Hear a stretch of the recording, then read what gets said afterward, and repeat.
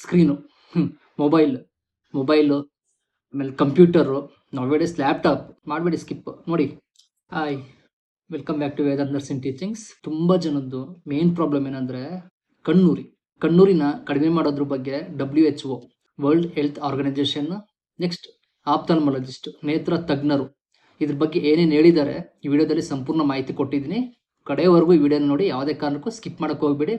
ಆದಷ್ಟು ವಿಡಿಯೋನ ಎಲ್ಲರಿಗೂ ಶೇರ್ ಮಾಡಿ. ಕಣ್ಣು ಯಾವಾಗ ಉರಿಯುತ್ತೆ ಅಂದರೆ ಅಲರ್ಜಿ ಆದಾಗ. ಅಲರ್ಜಿ ಏನಕ್ಕಾಗುತ್ತೆ? ಕಣ್ಣಿಗೆ ರೆಸ್ಟ್ ಕೊಡ್ದೇನೆ ಕಂಟಿನ್ಯೂಸ್ ಆಗಿ ಸ್ಕ್ರೀನ್ ನೋಡ್ತಾನೇ ಇರ್ತೀರಿ. ಈ ಕಾಲದಲ್ಲಿ ಹೇಳ್ಬೇಕಾಗಿಲ್ಲ.